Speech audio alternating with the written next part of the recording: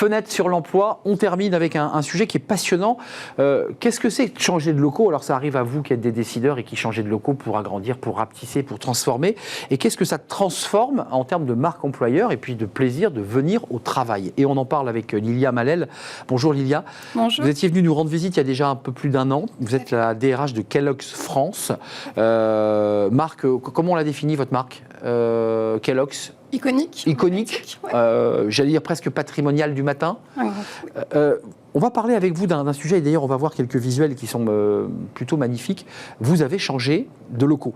Tout à fait. Mais changer de locaux, pour vous, il y avait une vraie démarche, je dirais, de transformation presque de la manière dont on travaille. C'était ça l'esprit de ce changement de locaux? Oui, ça s'inscrit en fait dans la continuité de notre stratégie de Kellogg's France. En fait, si vous voulez, il y a 2 ans à peu près, on a lancé notre marque employeur et déjà à ce moment-là, le changement de cadre de travail et de locaux, c'était une priorité en fait pour nous. Mais la démarche est venue en disant on va transformer notre manière de nous comporter avec nos collaborateurs, donc on change de locaux, ou vous avez changé de locaux et vous avez dit on va aussi en profiter pour accompagner nos collaborateurs différemment? Non, on avait 3 raisons principales. La première, c'est effectivement, quand on a lancé notre marque employeur, on avait déjà ce projet-là parce que on sait en fait que c'est acquis maintenant. En fait, si vous voulez, le bien-être des collaborateurs, il est intrinsèquement lié en fait à la performance des entreprises. Et pour nous, c'était important. Ça fait des années que Kellogg's s'engage en fait et contribue à offrir un cadre de travail stimulant, inclusif, dynamique. Donc, on avait besoin d'asseoir en fait, de consolider aussi notre statut d'employeur de référence.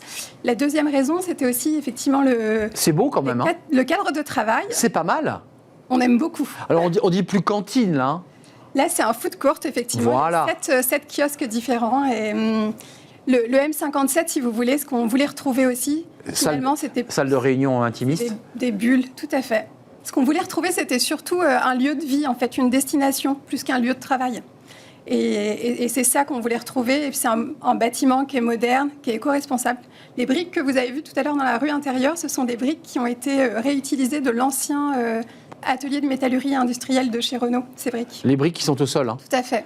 Qui étaient les vieux bâtiments Renault que vous avez recyclés. Donc il y a un peu d'industriel à l'intérieur de votre... On a gardé l'esprit industriel de Renault. D'abord, c'est beau. Ça permet d'avoir des lieux de convivialité, un endroit où on a envie d'être, parce que et donc un endroit où on a envie d'aller. Et ça, ce sont des espaces de réunion et de travail avec... alors, vous êtes évidemment sur l'emplacement des usines Renault, enfin, juste en face, en fait. Hein. Tout à fait. C'est ça. Juste en face de la scène musicale, oui. vous voyez là. Auparavant, c'était une très grande usine Renault. Tout à fait. Vous êtes la DRH et vous êtes dans ces locaux. Déjà, vous avez la prise directe et la relation avec les collaborateurs. D'abord, qu'est-ce qu'ils vous disent de cela, de ce qu'ils vivent dans ces lieux? Ce qu'ils nous disent, en fait, si vous voulez, ce déménagement, c'était aussi incarner la flexibilité. On a plusieurs politiques de flexibilité, notre politique de télétravail, ce qu'on appelle, nous, le Locate for Your Day, avec l'esprit de, renforcer les connexions, donc les interactions sociales. On sait qu'elles sont plus riches en personnes. On sait que les personnes, donc, du coup, quand elles vont se voir, elles vont se soutenir, elles vont s'encourager, elles vont se développer. On sait que la collaboration, elle est quand même beaucoup plus forte quand on travaille sur des sujets complexes et qu'on a la somme des efforts individuels. Et puis, on sait que la créativité, elle vient aussi par les échanges fluides et spontanés qu'on peut avoir. Et puis, on a vu le rooftop là très rapidement. Oui. Enfin, c'est vrai que ça donne aussi envie d'aller faire une petite réunion de travail sur le rooftop, parce que c'est pas qu'un lieu de loisirs. On est d'accord, on vient travailler sur le rooftop. Hein.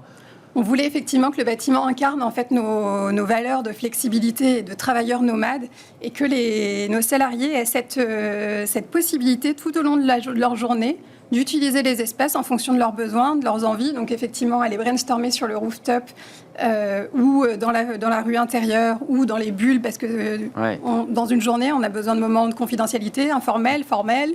Mais c'est difficile à quantifier, mais vous, la DRH, vous sentez quand même que c'est un outil de rétention quand même. Quand on voit ces lieux, et que vous appelez vous-même d'ailleurs un lieu de vie, on se dit que ça donne plutôt envie aux collaborateurs de ne pas aller voir ailleurs, quand même, de rester et de s'engager, non ? Pour nous, c'est effectivement un outil, ça concourt à l'attraction et la rétention des talents. Les collaborateurs sont très contents. On a énormément de retours très positifs, même des candidats qu'on reçoit. C'est ce que j'allais vous dire. Qui nous disent, ça rajoute un peu de magie à tout ça. Donc on voit que c'est efficace, que ça fonctionne bien et on est content. Et un des enjeux aussi qu'on avait, c'était d'encourager le retour au bureau, de se rassembler, de se retrouver, et ça, on le retrouve. Oui, parce que ça se termine, mais c'était aussi l'enjeu, c'est quand on n'est pas bien dans un endroit, on préfère rester chez soi pour bosser. Et là, vous dites, regardez, on vous donne tous les outils pour rester dans l'espace de travail et de garder le contact, parce que c'est ça le vrai danger, c'est d'atomiser des collaborateurs. Vous l'appelez comment, le M57 M57, Métal 57. Génial, c'est de la science-fiction, mais c'est de la réalité. Ouais. C'est à Boulogne, hein. Boulogne-Billancourt, donc c'est à l'intersection du quartier du Trapèze, Pont-de-Sèvres et l'île Seguin. Et juste en face avec les qui est en totale transformation et qui s'est d'ailleurs totalement transformé. Merci beaucoup Lilia Malel d'être venue nous rendre visite. Puis il y a un gros travail sur la parentalité, on n'a pas eu le temps de l'évoquer, mais Kellogg's fait un gros travail sur la parentalité. Et puis le départ tôt, le vendredi à 15h aussi, pour avoir le temps de faire redescendre et d'aller vers le week-end. Les bureaux, et puis le bien-être et la flexibilité et la reconnaissance. Merci de nous avoir rendu visite. On ira peut-être jeter un œil dans vos locaux pour prendre un café sur notre beau rooftop. DRH Kellogg's France, merci de nous avoir rendu visite. C'est la fin de notre émission. Merci à vous.